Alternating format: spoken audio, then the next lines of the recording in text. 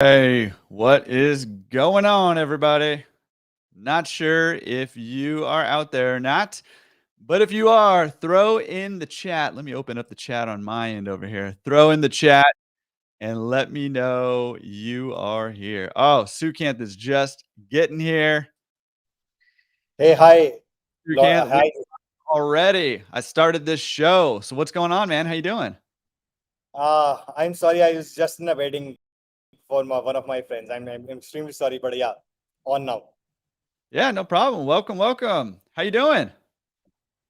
Sure, pretty well. It's been going pretty well. Good, good. Just while we're waiting for people to jump in here, hey, if you're in here, let us know in the chat. Throw in your name and maybe where you're from. I guess your name will show up, but let us know where you're chiming in from. We'll do this Q&A. It's a Monday morning here, and maybe if you're on the East Coast, it's a Monday early afternoon. And hey, what better way to start the week than to talk laundromats? Am I right? Absolutely. That's good. Well, just in case you don't know who Sukanth is, he runs. Well, actually, why don't you tell us a little bit about who you are? Sure. So my name is Sukanth. I'm actually one of the co-founder of Turns. We are a next generation laundromat business management platform. Currently also the exclusive partners with PayRange, specifically across North America. So we are a one-stop solution for laundromat owners to grow, manage and promote their business from one single ecosystem. So the idea is that they would be able to map out everything that their business is running for, how to grow their business, get the insights for, and even run it from one single ecosystem, whether it be self-serve, whether it be wash, dry, fold, whether it be even moving towards pickup and delivery, whether it be even making sure that their pricing is correct, maybe even making sure that their text messaging and marketing is correct. Everything, all of that comes from single ecosystem. Yeah, awesome, awesome. Yeah, and I mean, we're here. Hey, we're talking laundromats, but specifically, if you have, if you've got questions about pickup and delivery, about drop off, about turns and or pay range, those are the questions that we're here to answer. But we're talking all things laundromats. So if you have questions, get them in here, and we'll start answering them. We're live on multiple platforms here, so you may not see all the questions coming in. But I'll make sure we get them all out here for everybody. So get those questions coming in while we ramp up here.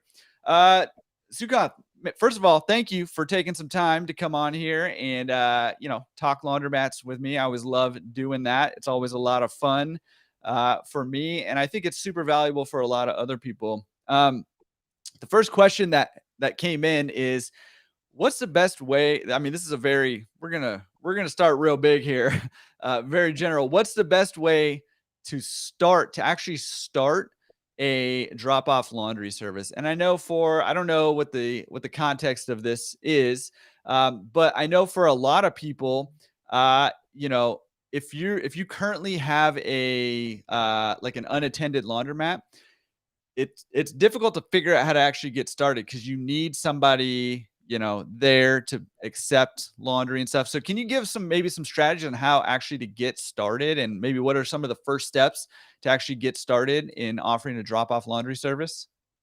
So I think one of the first steps that I would say is that they should be patient, because this is a different sort of a business. This is a completely different business profile to their existing unattended laundromat, how it would be. And what I have seen, and I have worked with hundreds and thousands of laundromats across the globe, they give up a bit sooner because they feel that it should work extremely well. It should go just live and everybody should be asking for it. And I run a small business too.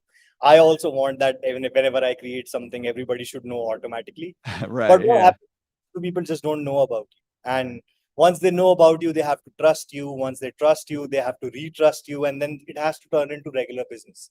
So it does take some time. But then the first things that they should usually do is they should start promoting it, and they should start promoting it to their existing customers, because I genuinely believe that in the existing customer set that you have for your self-serve, there are at least 15 to 20% of the customers which can just genuinely be jacked off to your drop-off service.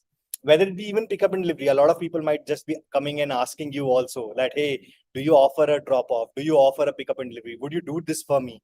So I think listening to them and then making sure that you are able to perfect that. Like it's a what I've learned through across my experience in business and across my experience in Wash Dry Fold is that people should first, before scaling, before even marketing, before even going hard at it, should be very, very focused on creating a great experience for their customers. Because once that experience is generated, once that experience is codified, once all your attendants or maybe your new attendants are able to understand this, once your new customers or existing customers are able to understand this, you can ramp it up. You can scale this up to any extent. And that is when you should go hard. But for the, and this is my vague, and I think this would apply to everyone. Once you start a drop off, do wait for 2 business quarters and give it full. Like it would not, and if it works before 2 quarters, you've done an excellent job by itself. But you should give at least 2 quarters for it and your customers enough time so that you have an understanding of what's going on in your business and where you can probably make improvements in it. Yeah, I really like that. I'm just writing that down because I thought that was great.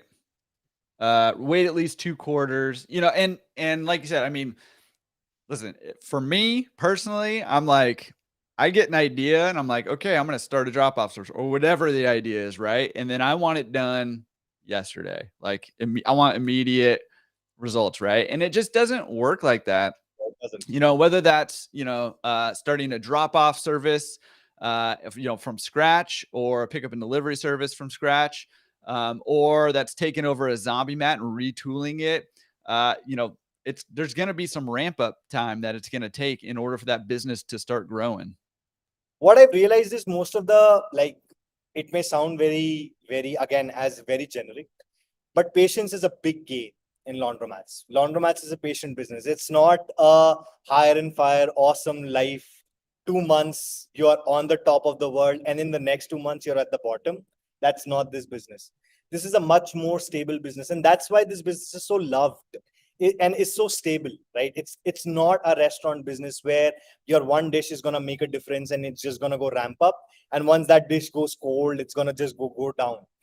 Usually the kind of customers that you get here are lifelong customers. They're customers for 4 years, 5 years. They're spending $5,000, $10,000 on over that period of time with you. And when somebody is spending that much money with you, is trying to patronize your establishment, you have to give them time, right? You have to give them enough time that they fall in love with you. It's exactly like maybe in a dating scenario, you need to give it enough time so that at least they understand what you are trying to sell.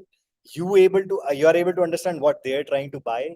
And there may be some miscommunications. They just allow it enough time that there is a communication and there is a conversation. Just pushing it, I don't think so ever works, because people then just feel that, hey, you're trying to push this out. Maybe this is not even fully built and you're just trying to monetize it. I think as a laundromat owner, as a business owner, it's good to look like somebody who's the patient money and who's going to stay. And people love this the most. And I think this is one of the most questions that I also get to. For example, we'll be doing this. Will you be around after a year? And the answer should always be yes. Why do you feel that I would not be? Yeah, I love that. And I've been writing down quotes already, man. Patience is a big part of the game here with laundromats, and I mean, I think that is true. And to your point, like that can be frustrating for people like me, who I'm like, I want results now, and it just takes time. However, like you said, like that contributes to the stability of this business, right? It's also, harder to lose customers, especially if you're taking care of them, right? Yeah. It's harder to lose customers because, things change slowly here. It's like you said, it's not you change a dish and you get all these new Right? customers, or you take We are away a all dish aggressive. and you lose them all. We are all aggressive. We want it to be done next day. Like once your heart and soul into the business, you've put in so much money into this business, so much time into this business. Everybody wants it to be done yesterday. Mm-hmm. But then this is what separates the good operator from a great operator to a massively great operator, is that they're able to understand that things take time. It takes time for you to perfect anything. It will not be done in the first go. If you are, for example, just doing a wash dry fold service, it's very hard for me to believe that you would be able to do a great job within the first 15 days to measure out what the packaging should be, what the pricing should be, how you should be talking to the customers, what all conversations that you should be having with the customer, should you be asking them for review. Like, this takes time. And if you were the customer, let's say if you were the opposite side of the table, you would want some quietness, you would want some time for you to believe in that business, right? And I have seen that, as I said, most of our operators have customers who have been there for years and years. So it's not that you're going to lose the customer just because you're not going to make it for the first 15 days. The idea is that you need to hook that customer in for 500 days, for 1,000 days. And for that, this requires a different sort of mentality. And as I said, I am a very aggressive guy, and I am talking to you. You are also a very aggressive guy. But then maybe this is what we learned. This is what laundromats teach us. And this is something worthwhile learning too, that patience is needed in the business. Yeah. Yeah. I got to get into like a monk mode here and be like, Yes. slow down. Like that's not easy for me to do. Okay. That's awesome and great stuff. And well, let me piggyback on that. This is not a question that was in the chat, but keep those questions coming in the chat, by the way. And I see the ones that are in there. We'll get to those for sure.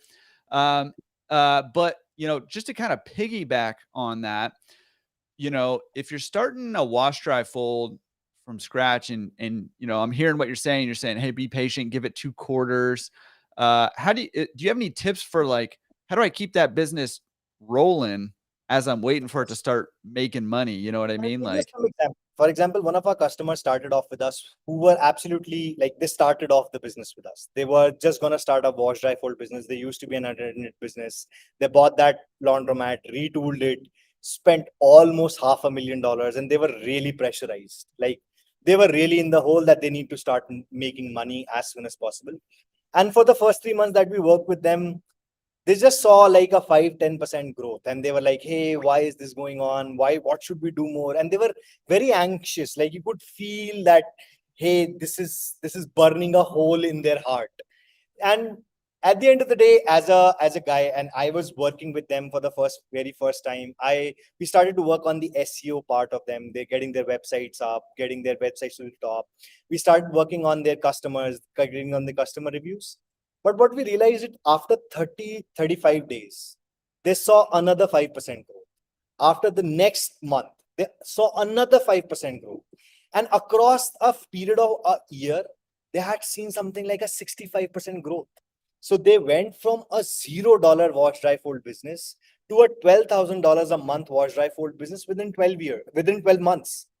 And I believe that once I saw that success, I realized that maybe what I was also trying to do was too fast. Maybe, like, it needs time. Compounding takes time, and this is a business of compounding. And I might be talking very technical term here, but compounding usually is a business which means about that whatever you're doing for the next generative additive customer, the experience is 10x better than what the last person faced. And you keep compounding that. This business is that you get the right material, you get the right services, you get the right attendance, you get the right marketing, you get the right messaging. You are there, you talk to them, you have their reviews, and then they bring in their own set of customers, they bring in their own flavor. They are on Google reviews, they're on Facebook.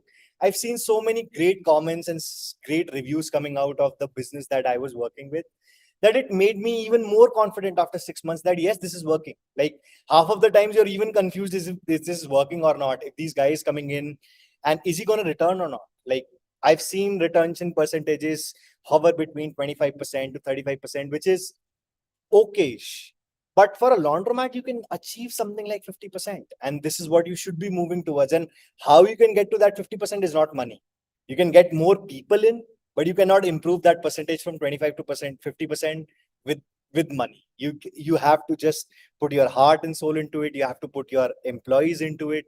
You have to put your customer into it. You have to look at the whole scenario. What are you offering? When are you offering? What price are you offering? What are your competitors doing?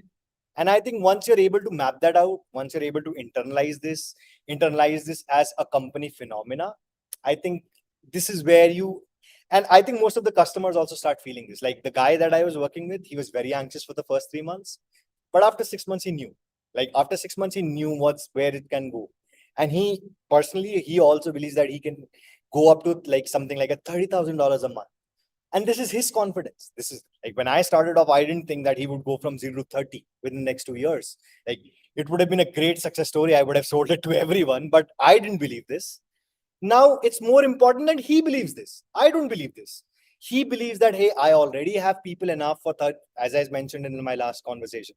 2,000 customers is closer to $1 million of valuation wash dry fold. He has something like 1,200 to 1,300 customers, and he is also able to see those numbers move in because our system gives them a lot of ability to crunch out a lot of numbers. They are able to find out what was their customer acquisition cost, what's going on, how many customers are repeating, what's the retention rate like. And I feel that he also realizes this now, that 3 years to $1 million business from zero is something that's worthwhile to build. It's not a small thing. Like a lot of people may just ride you out that, hey, it's not that big of a deal and everything. It's not easy. Most of the people don't make this. They can criticize you, but they can't copy you. So just keep at it. Yeah, I love that. Great. That's insane. I mean, we talked about that on the podcast. That mind blowing right there. That you can get, to that $1 million valuation. You need about 2,000 customers to kind of get there. So I thought that was great.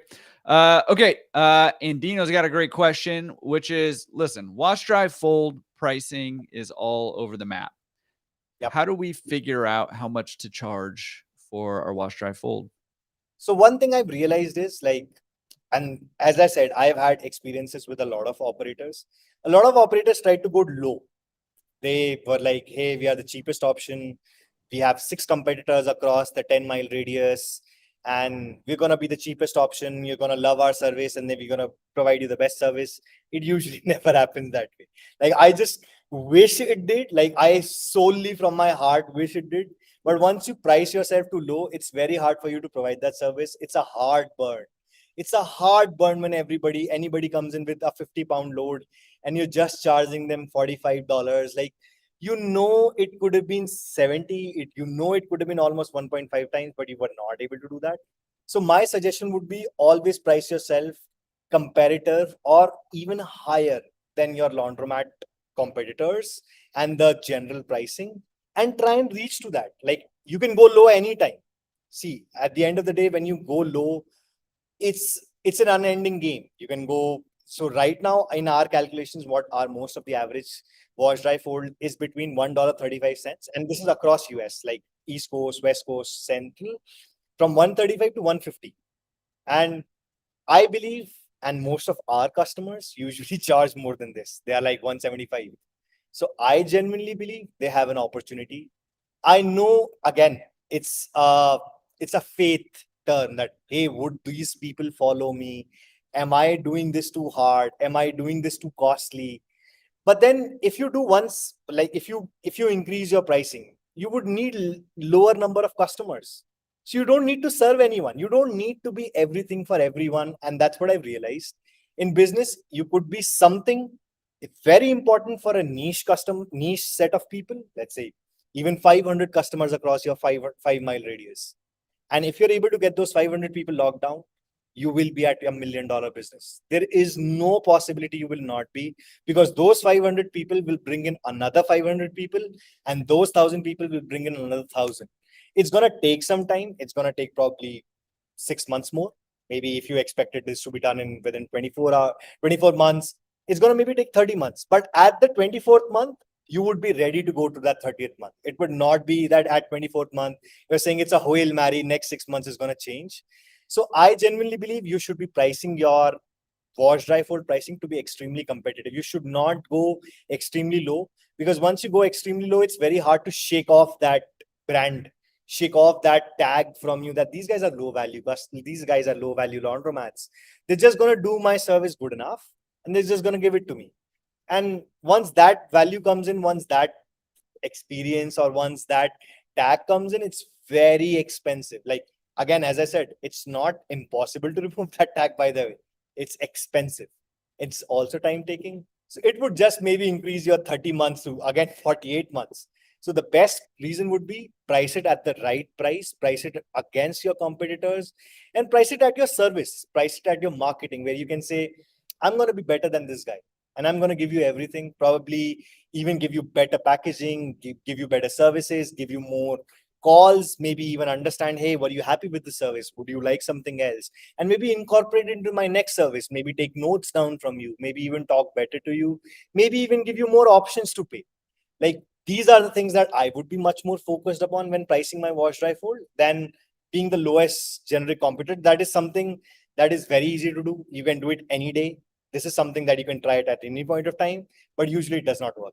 Like, this is what I've learned. Like, this is what my opinion would be.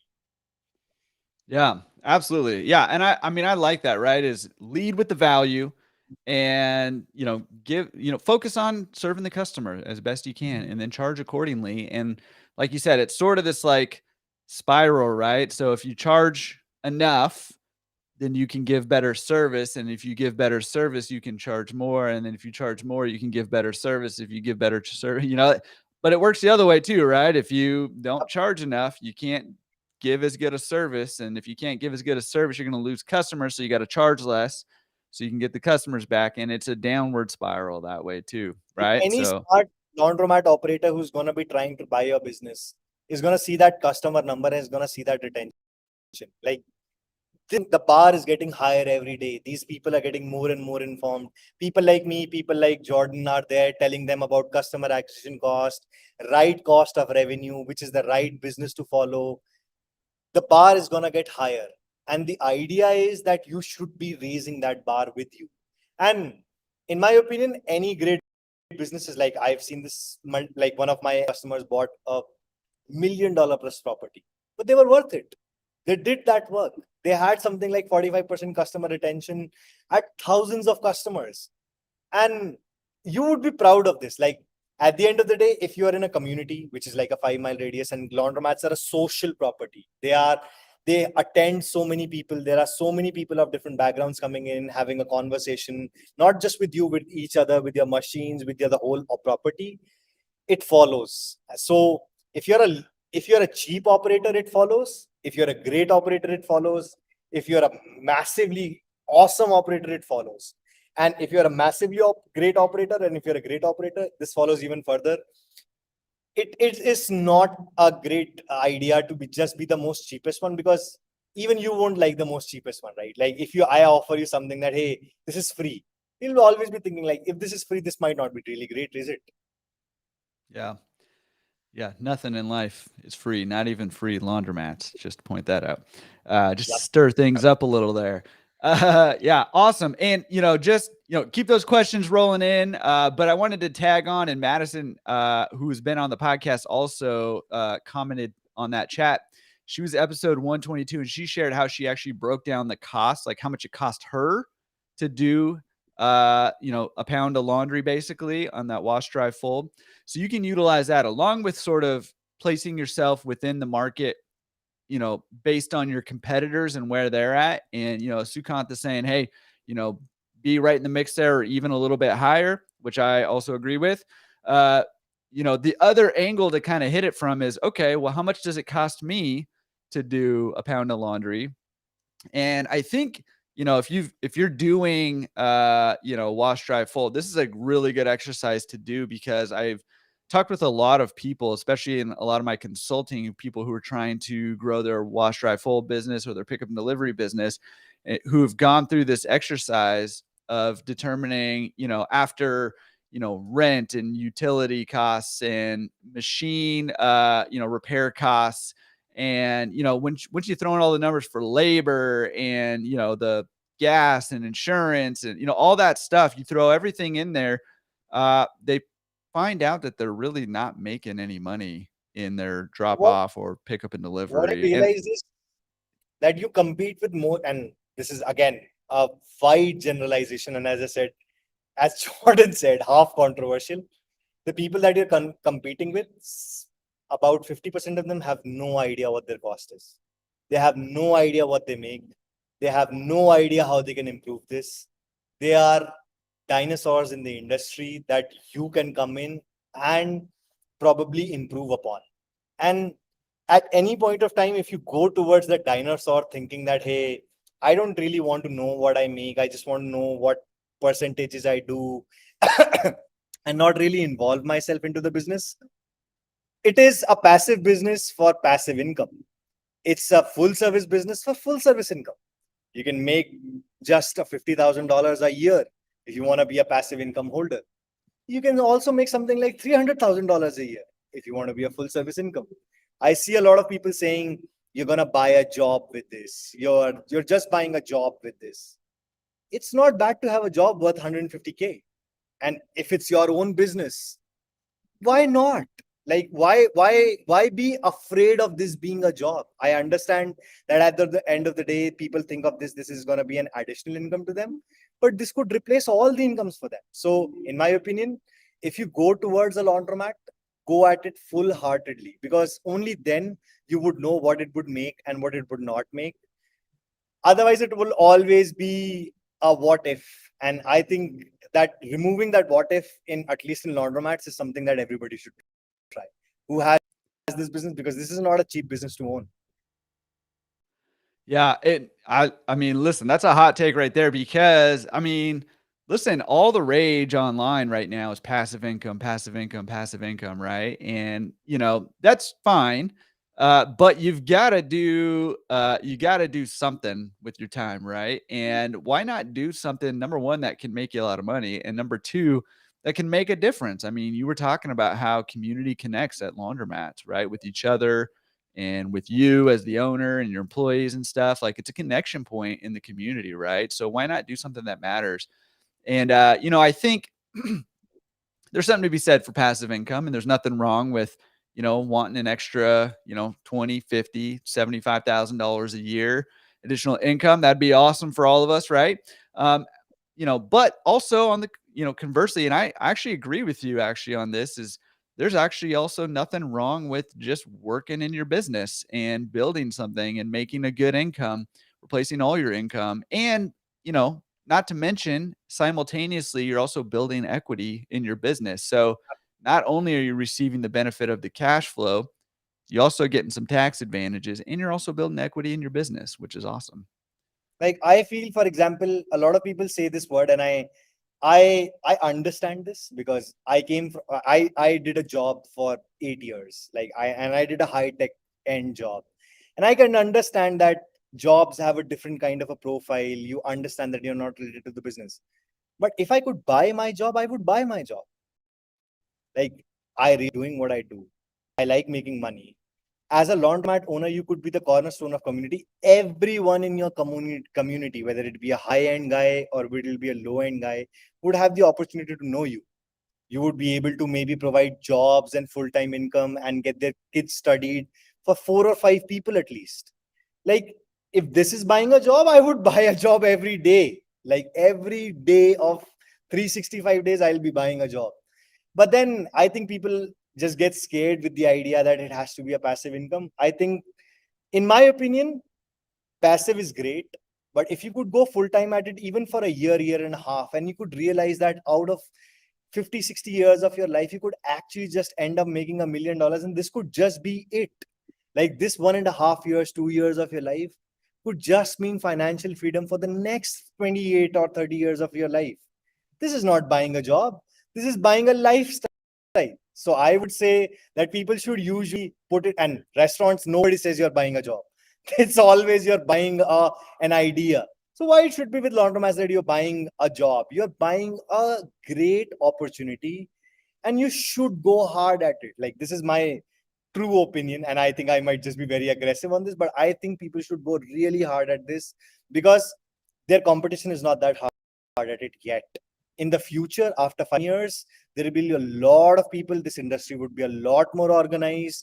This industry would be a lot more firing on a lot more cylinders. It's be in at the small position, at the lower position of a growing industry, than had to be at the top of a mature industry. And I think a lot of people have a great opportunity right now, and they should start firing.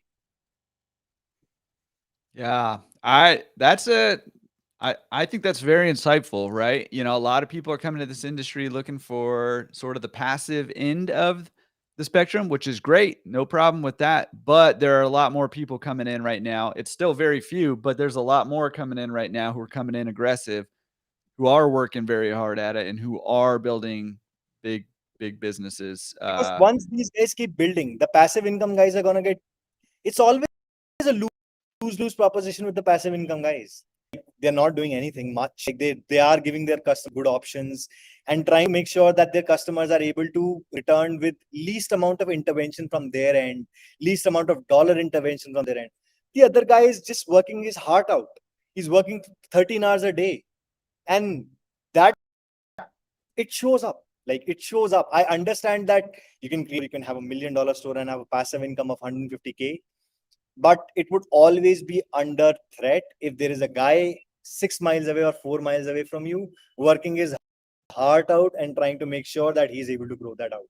So and I realize that most of the people love this business. Like most of the people who buy laundromats, and there's a big minority online which keeps saying it's not the greatest business. They don't this. It doesn't give them enough money. There's too much work. You go. I work with a ton of restaurant owners. I work with a ton of home cleaning owners. This is the better business. I wish I could just play them all the conversations that I have with those people, and you would realize, man, maybe this is not that bad. Maybe this is a lot more opportunity for me to grow. Yeah. Yeah. Yeah. I mean, listen, if you're talking about buying a job, owning a restaurant is like, that's buying a hard job. That's not an It's easy the job to hardest job have. out there. Yes. It'd Just be imagine fun. hospitality. Yes. Yeah. But yeah, it's not easy. That is not easy. Awesome. Okay. So, Hamed said, do you have any success stories in Canada or in Toronto in particular? So we are now just live in Canada. So one of the reasons that we were not exactly in Canada is because we were not able to provide them our complete end-to-end suite. Now we are DoorDash live in Canada too. So I think you'll find that in very small amount of time that we will have a success percentage, simply because when people come to us, we are not a success. Like Turns is not a success. The success is the guy who uses Turns, because he's able to use it to his whole capacity. He's able to use this to understand when his customers are coming in, when his customers are going out, how much money is he making, how much should he grow, what he should invest in. And once you have these kind of information at beck and call, you're bound to grow. And once you're bound to grow, you're bound to use us more. And that just makes it a success story. So I think just give us probably a quarter, and I think we'll be very successful in Canada. We have a few people who are very interested to work with us. Yeah. Awesome. Awesome. All right, Canadians, get after it. Get after it over there. Be aggressive. Okay, awesome. Another question that came in is are you up for talking pickup and delivery here? Absolutely, 100%. Okay. Yeah. So, all right, this is what's the best way to I'm sort of summarizing this question. I'm trying to capture it. What's the best way to scale a pickup and delivery? It sounds like they have a small pickup and delivery service and they're trying to grow it and they're struggling to grow it. So what's the best way sort of to scale up or get new customers and pickup and delivery? I'll give you a framework. So, and this may sound very, very weird, but this is a framework for all types of scaling. The first framework, that portion is it working? Before scaling, you need to know, is it working? So if you're doing it with a small set of pickup and delivery for your existing customers, are they repeating back? Is there a repetition rate of around 50% in the next month or month and a half from those customers? If that is going in, start promoting yourself on Google, start promoting yourself on Google Business Manager, start promoting yourself on Maps, start working on SEO, start pushing some money onto marketing, and you'll start seeing immense growth. If you do not have, for example, a great codified process, you get a few customers in, they ask you for the prices, you give them some prices, sometimes they order, sometimes they don't. There is no point of putting money in there. First, you need to codify that process. You need to find at least first 50 customers. If you're able to first 50 customers, then you can use those first 50 customers' knowledge to grow it to another 100. And as I said, from those 100, you can grow them to 200. And in my opinion, pickup and delivery is a very, very service oriented business. You have to be at your best behavior, at your best experience to those customers, because at the end of the day, these guys are going to be paying you 50% more than your wash dry fold customers to an extent. So you just need to imagine that if somebody is paying you, let's say 30% more than your wash dry fold customer, how can you top that? How can you top that experience? Until you do not have those answers, do not scale. Like, it may sound very counterproductive, it may sound very slow, it may sound very, like in India, it's called gyan. It's called like somebody who's telling you a lot of stuff but not giving you anything out. Do not expand before you have 50 to 60 organic customers. And yes, work very hard to find them.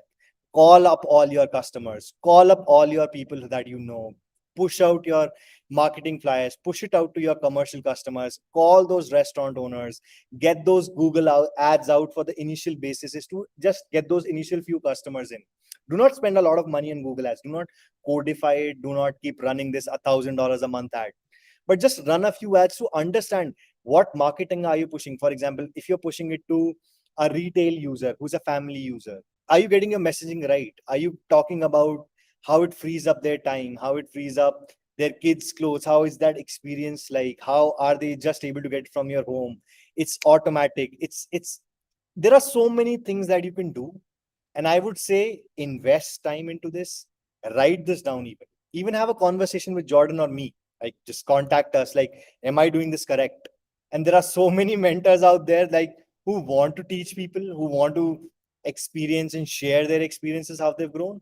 I think taking some time, making sure that this is done, is the right way. And then you can just scale with Google. Facebook, I would not suggest you to scale that much, because it's an impulse where people just don't know you. You're just pushing your ads to them. Whereas Google is, somebody's asking, where is the laundromat near me? Is there a pickup and delivery service near me? So these guys are trying to get it more. But then anybody who touches you should be coming back. Like 50% of them should be coming back. And that's your hard goal. If you're not able to do this, then there is always going to be a question whether you're going to succeed, whether you're going to get to that $1 million valuation, whether you're going to be forever. But if you're able to get that 50%, even if you have 50 customers, you're going to survive, you're going to win, and you're going to make life very difficult for anybody who's going to be around you. Yeah. I actually really love that advice. And the advice of like don't scale until you're ready to scale. That's not what we want to hear, but it's great advice because I've seen so many people try to scale and end up losing. You lose a lot of money, right? Like you're marketing things, and if the marketing's working, you're getting those customers come in, but once they come in, they don't stick around because you've got a problem in there, right? And so number one is like take care of your current customers first. Make sure you have that down. And once you have that down, what's what's up? What's up? What's up, clan? Anyways, once you have that, sorry, it's just a funny comment. Once you have that down, then you start scaling that out, right? But you've got to build that base, that foundation, right? It's that whole like, you build your foundation on sand, it's a little shaky. And once you start piling things on top of it and the sand starts shifting around, it's not going to stand, right? Because It's you just just a don't lot of have hard that work. solid foundation. Like, I see most of the people who are starting off, for example, like a lot of people start off and say, hey, I spent $1,000 in marketing, I have so many customers coming in, none of this came back. Like, it's a bad deal for you. That guy has already touched you, he didn't like you. Now he's going to touch the guy who's three miles away from you. Then he's going to touch the mile who's going to be 5 miles away from you. You've lost customer, and then you've expounded it. Like, you expanded on it, that yeah, I lost you, but then I'm so much better. Listen to me, listen to me, listen to me. And that's not how you usually end up building a great business, right? And I believe laundromats are a great business. They are a business which are not extremely competitive. And if they are competitive, people don't want to shift. This is not pizza. Hey, I want to eat Hawaiian pizza one day, and then I want to eat deep dish pizza the next day. Everybody wants their Gucci clothes to be cleaned the best way possible every fucking time. Able to get that done, able to, and what I've learned even in my business, like I'm in a software business, and I probably mentioned it to you last time. Software business and laundromat businesses are like brothers. They are just based on retention. If I get 100 customers and if I'm able to retain them to a 3-year period, I've made my money and I've made everyone money. But if I get 100 customers and I'm even able to retain them for 2 months, I've lost money. I've lost customer trust. Everybody who would have touched me and who has left would be going on to Facebook, would be going on to my comments if they've had a bad experience, telling this is not the place for you. This is not the place for to go. I didn't like this. I didn't like that.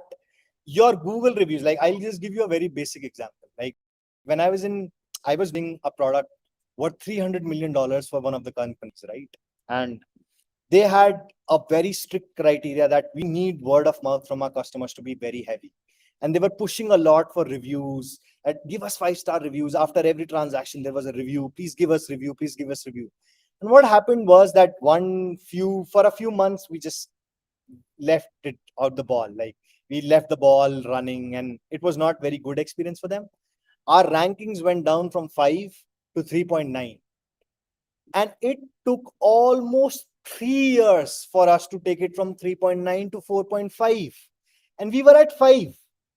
So it took us 3 years and extreme amount of investment. Why? Because once you get a 1 rating, it's just maths. I'm not talking about something like in terms of emotions. It's just pure math. If somebody gives you 1 rating, you have to take at least 5 people to give you 5 ratings for it to be average at 4.5. And getting 5 people to rate you 5 when one is just giving you 1, it's hard. That means that you didn't get something right. So I would just say that first try and make sure that your foundation is extremely strong, because once it is strong, people will have faith on you. You can always tell, hey, why don't you call that guy? I already service him. I already do 1,000 pounds of laundry with this restaurant or with this daycare center. Why don't you ask them how they feel with me? And you would be able to convert 10 more customers like this.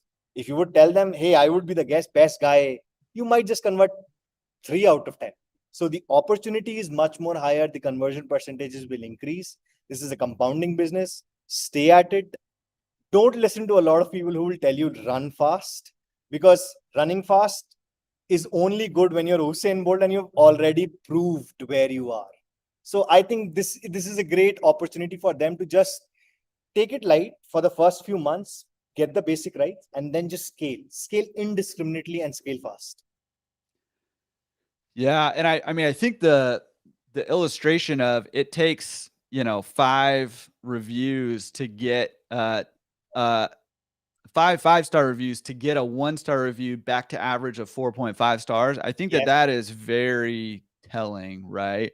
And it's why we need to focus relentlessly, right, on providing a good service and asking. I mean, so many of us do all of this, all of this work to try to have a really good business, and you're doing all the things right, except we forget to ask for that review, right? And like you said, like in your company, you had to go through and solicit those reviews, like, hey, give us a review, give us a rating, give us a review, right? And we forget to do that, and we should be doing that every single time, because a lot of times people love your service and would totally recommend it, and they just don't think about it. Or you ask them one time and they're like, yes, I really want to do that, but they're busy doing something else at the moment. And so they forget. And then you ask them again and they're like, oh my gosh, I totally meant to do that.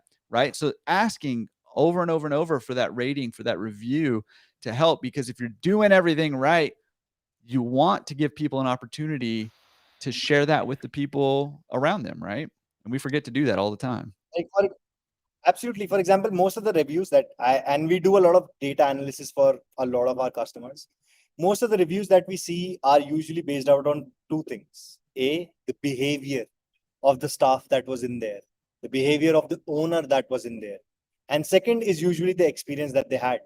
So if you had if you are performing very well, if you are an owner which is involved, is not exactly passive, then there is a big opportunity for you. For example, as Jordan mentioned, there must be 1,000 operators right now who might be opening a laundromat or who have multiple laundromats, but it's Jordan who has a podcast, who's talking about this, who's talking about his experiences. It's not that these 1,000 people don't have experiences, but they just don't feel confident enough. They don't feel it's worthwhile enough. Why should I do this? Why should I not do this? There are hundreds of conversations that goes in on a human mind on why should I do an extra 5% of work? But then trust me, in laundromats, a 5% work may be the difference between a great operation and an average operation. And asking people at any point of time, it's putting you in a vulnerable position. But then this is what you love, right? Like if you are in a business, if you've bought a job, then be vulnerable and make that money, make that customer, make him happy. And trust me, once a customer tells you, and this is just my opinion, and I think Jordan can cooperate with this. If a customer tells you, I love your service, it's the whole day for you. You just feel whole day that you've won. Like you can just go on feeling like John Cena all day that, yeah, I won. I won in life. What have you done? So that's and you would want to have these days, 365 days a year, and just make it a habit. And I think winning is a habit, and a lot of people would win this way. Yeah. Yeah, for sure. I mean, listen, when you work really hard at something and then somebody acknowledges it, I mean, that feels great, right? So it's incentive to work really hard at providing a good product and a good service for people. I think that's awesome.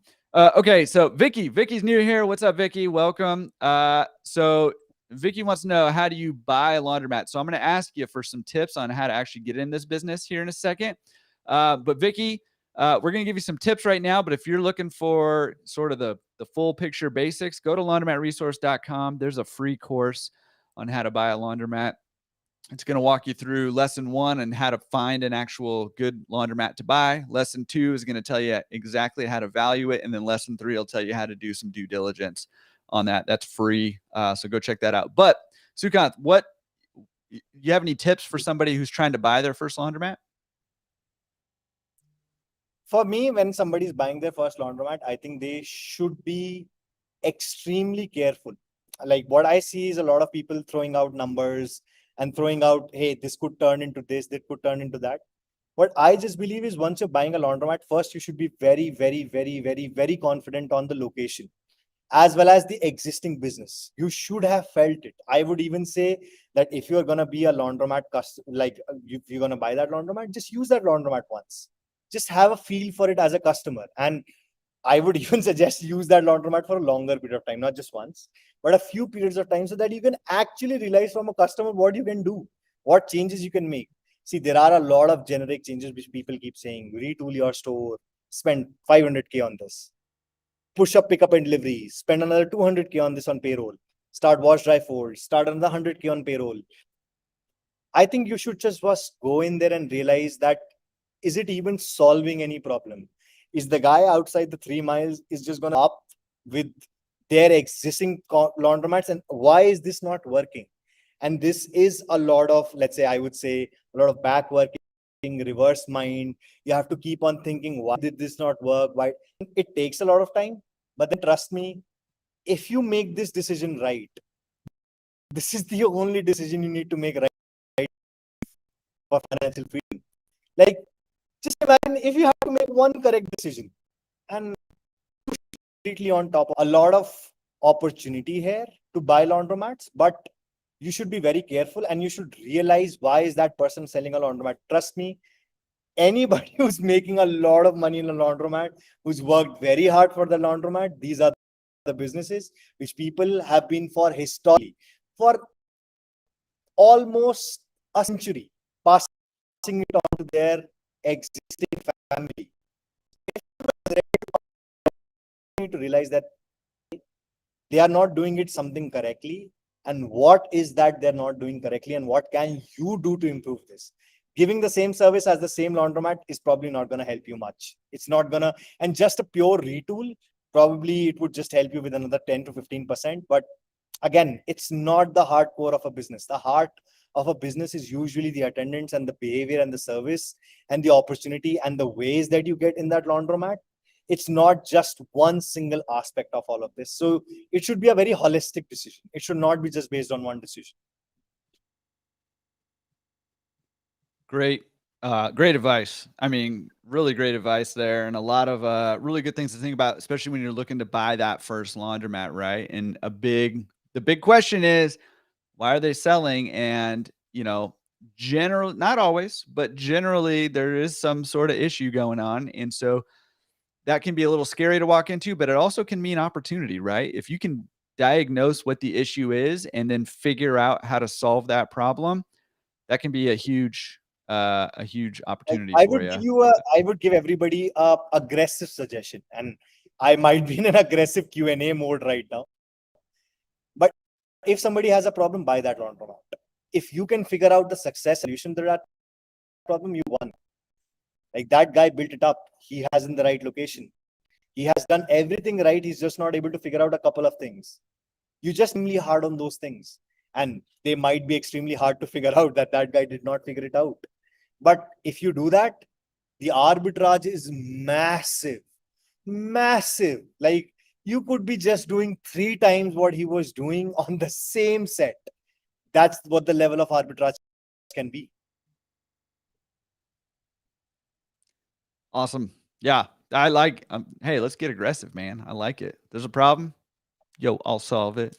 You know what I mean? That's back in the day. But yeah, that's where opportunity comes from, right? That's what an entrepreneur is. It's somebody who I heard this right somewhere. I don't know. I don't even know where, but an entrepreneur definition, somebody who can solve a problem for profit, right? Like that's at a price.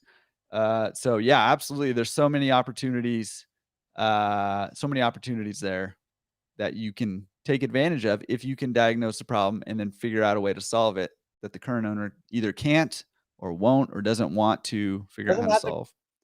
Time most of the time. Like it's tiring. Right? Like a laundromat usually is a scaling business. It really is the best in its third year. Like second and the third year are the best. By that time, half of the people are extremely gung-ho. I'm going to be the face of my every other laundromat competitor in the 6 months. Like, okay, can I get out of this? I've done enough. I've been aggressive. Can I find a new location? These are the times when you can go in and say, yeah, sure. Why don't you find a new location? Let me just take this up. Let me get this to the next scale. And there are a lot of opportunities like this. Like I see this regularly because we track laundromats and dry cleaners across US, and even in terms of their performances. I'm telling this to you, there's a big opportunity right now there after COVID because it has broken a lot of financial chains. Like a lot of people were on massive leases, are not able to. This is the time. This is the time where you should focus upon this. Awesome. Can you hear me? It was breaking up there a little bit. I don't know if you can hear me, and you're a little frozen. Sorry, can you hear me now? Yeah, I can. You can hear me? Okay, good. It was breaking up there a little bit. Yeah, I can. Okay, good. No problem. Rudy's got a question. Do you negotiate distributor prices? I know this is not your wheelhouse necessarily, is actually buying equipment, but do you have any input on, I can give my input too, but do you have any input on negotiating distributor prices for machines? Any distributor is just selling you a lot of machines, and they want to sell you more machines, and they want to have faith on you that you will buy more from them. If you are going to buy more from them, can you hear me, John? Can you hear me? Can you hear me? Is that it? Yeah. Okay, it's breaking up. I don't know if it's just on my end. I don't know. Put in the chat if it's breaking up on your end too. On the chat, let me know. It's breaking up on my end. I don't know if it's your internet or my internet. If everybody can hear you, then let's keep it rolling. But let me know in the chat if you can hear him. And I'm gonna give my 2 cents on the distributor thing, just in case people couldn't hear. It's breaking up. Okay, yeah. Wait, why does it say that I said that? What's going on here? Yeah, breaking up. Okay, thank you. I see that your actually internet bar was down and it's kind of bouncing back here, but I'm gonna give my 2 cents on this, and I think it's thank you guys for that feedback. I think it's in line with what you said from what I was kind of picking out, but essentially on the distributor side of things is like, look, those prices are all negotiable. There is no one of the huge problems in my view in this industry is that there's no manufacturer's MSRP, suggested retail price, manufacturer suggested retail price. We have no benchmarks to work with here. And I do a lot of consulting. I do a lot of consulting in this industry, and a lot of people who are looking to buy laundromats, and a lot of times that they're trying to also buy new equipment with it, or people who are trying to scale up their laundromats, and so that involves buying equipment. So I see a lot of equipment pricing from around the country, and I see this stuff all over the map. And just one quick example is I had just bought a few 80-pound machines for one of my stores, and literally 3 weeks later, I'm in Southern California, just in case you don't know. Literally 3 weeks later, I was doing a consulting call with somebody in Florida who's buying the same exact 80-pound machines, and they were quoted for over $11,000 per machine, more than I was quoted for. So it's a huge, huge problem in our industry that there is no price transparency. So number one, yes, you can negotiate those prices, and not just the prices. A lot of times you can negotiate the terms as well of that acquisition, whether that be, delaying your initial payments for a certain amount, paying interest only for a certain amount of time, the length of those loans. You can negotiate all that stuff. And I do recommend that you do that. Because sometimes these quotes are just coming out of nowhere and they're just trying to As I would say, take right, advantage. if this is your job, if this was my job full day, I would talk to 100 distributors. I would talk to everyone. Just take it Yeah. as your job. Like, as you're buying a great job, just take it as your job. Talk to 100 people. They'll give you all the quotes. You'll talk, if you talk shop with them, if you talk them what you're thinking through, I think any distributor within their mind would be able to understand whether you're a big customer or whether you're a one-time customer. If you're going to be a long-time customer, if you're going to keep growing, they're going to give you the best rates. They're going to be on their best behavior with you, because you're going to be pushing them and pulling them also across in your word of mouth. So you have a lot of leverage on distributors. It's not just that the distributor has all the leverage on you. You're the guy who's paying for those machines. Use that leverage. And it's not a zero-sum game for distributors also. Like, at the end of the day, distributors make money from successful stores. Nobody from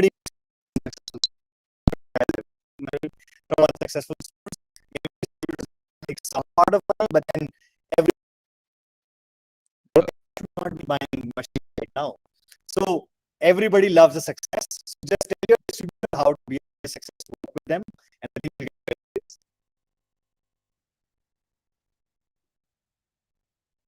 Yes.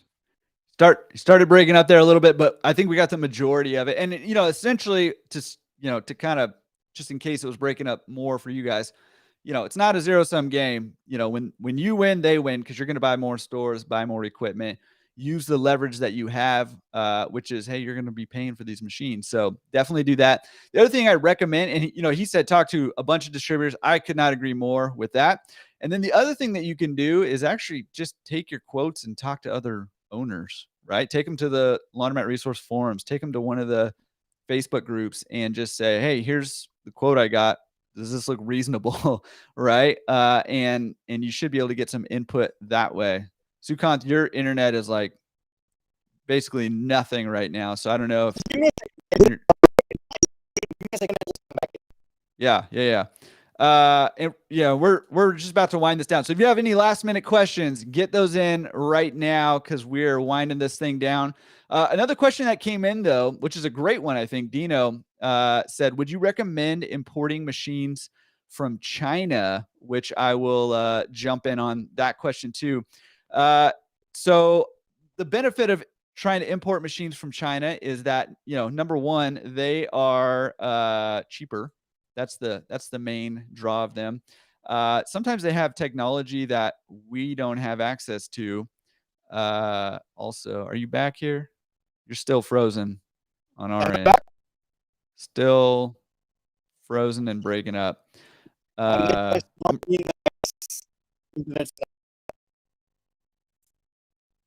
Yeah, no, I can't hear you. No, it's breaking up. It's kind of coming in and out. So I'm gonna keep talking about importing from China. There's a chat feature that you and I can chat. Throw a chat in there and we'll talk. So importing machines from China, the benefit of that is basically they're cheaper. That's the main draw. The downside to that is there's a few downsides to that. So number one, the mechanics who actually work on the machines, they're not going to know those machines, and they're not going to be actually be able to work on those machines. And so that's a huge part. And then along with that is, let me see if that's better. Along with that is that parts, you got to have access to parts, because parts are going to break, they're going to go down. And if you don't have access to like a parts warehouse or parts for those machines, then you're going to be out of luck as soon as those machines go down, assuming you can even find somebody who can work on those machines. So there's some big downsides. Quality control is another big question mark. Like, how long are these machines going to last if they're not being utilized other places? So there's definitely, again, you've got the upside of they're going to be less expensive. But if there's no infrastructure built up around these machines, less expensive is fine. There's nothing wrong with that necessarily.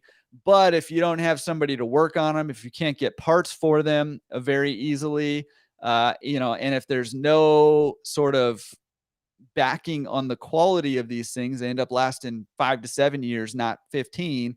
Then are they actually going to end up being cheaper? Probably not, actually, in the long run. So looks like you have a little more internet now. You want to try now? Yeah, I'll just say simple thing. You wouldn't buy a machine from a distributor in Florida if you're in Southern California. Then why would you buy it from China? Like, at the end of the day, you need that person, that the distributor or the machine is not just a machine, it's a service. It's a service, it's a quality, it's the pricing, it's the terms that you get.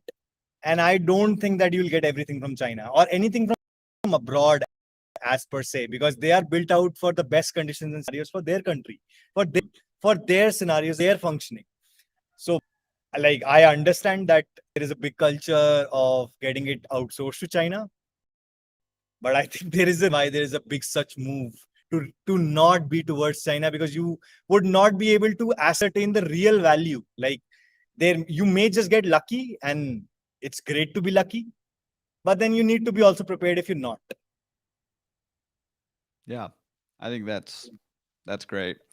Sukanth, this has been awesome. Real quick, can you just give us a little bit of what is Turns and what is this integration with PayRange? Can you just kind of give us a background on that? As I mentioned, we are a single ecosystem for new full service laundromats to grow, manage, and promote their complete business from one single ecosystem.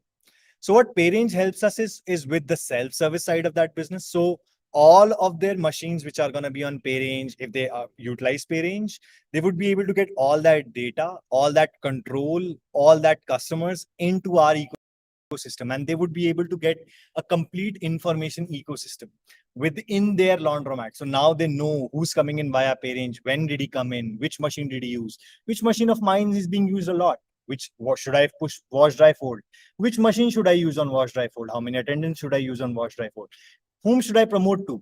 All these kind of questions would be answered at a tap of a button.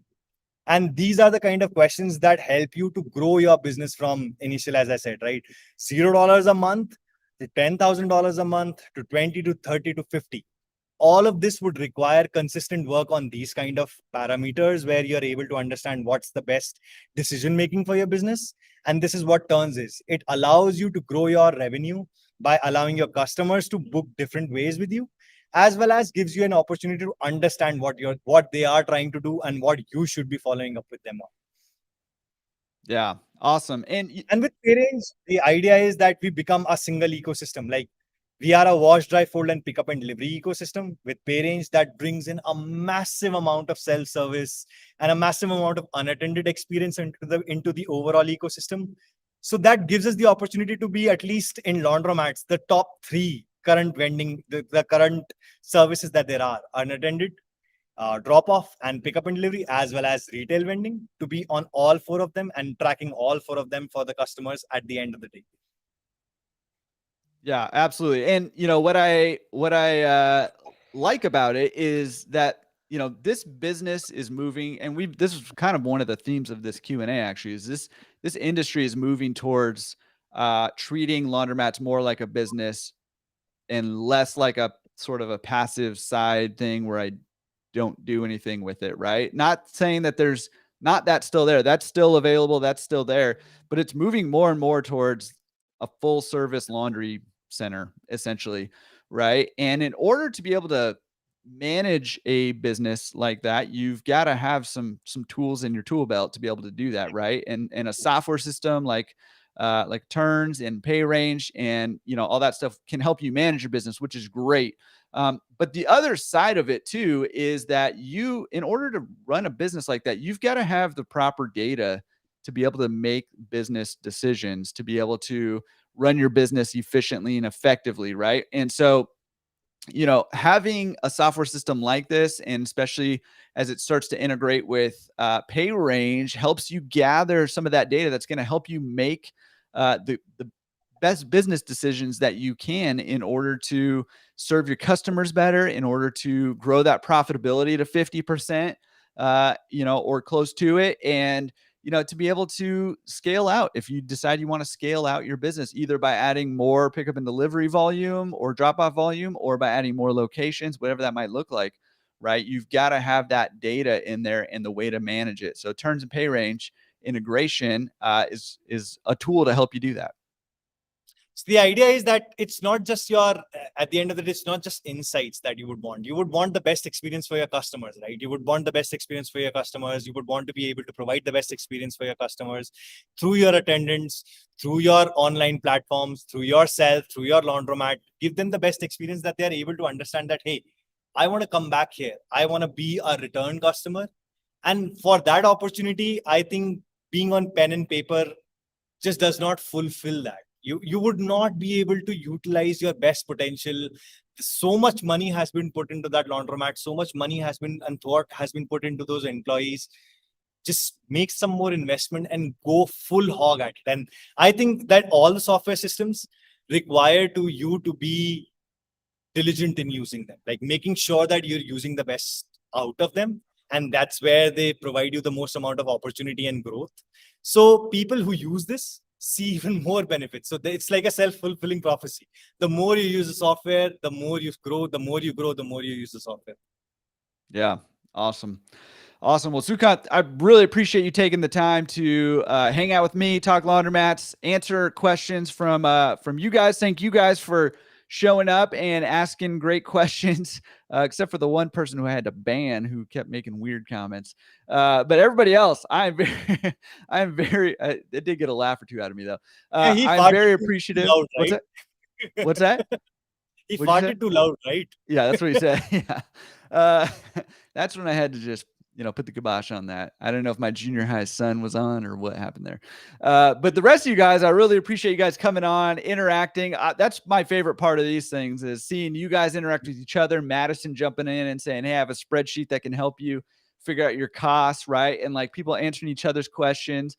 I love that. And so I appreciate you guys. Sukanth, always appreciate you. Always have a good time talking to you. I always get some quotes that I write down that just stick with me, and a lot of great information there. Natalie says breaking up again. All right. Appreciate it, Natalie. And also Natalie, former podcast guest. Welcome.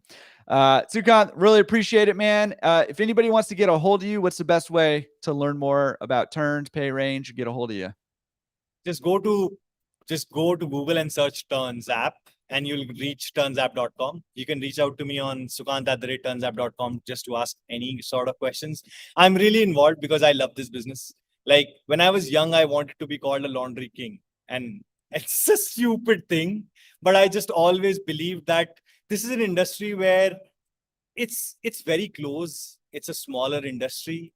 And I personally believe that as a software guy or as a guy who's been involved in this, I can help a lot of people. I can help them be where they want to be, and that would really satisfy what I want to be. Yeah. Awesome. Well, in my heart, you are the laundry king. So there you go. Childhood fulfilled right there. Awesome. Well, I appreciate it. So Turns app, go search it on Google, turnsapp.com or Sukanth@turnsapp.com if you want to shoot Sukanth an email. Really appreciate it again. Looking forward to hanging out again soon. Sure. Absolutely. Would love to meet you soon. Love it too. All right, guys, appreciate it. And, go out there and take some action this week in achieving your laundry dreams. Fulfill those inner childhood dreams and go become your own laundry king or laundry queen. See you guys.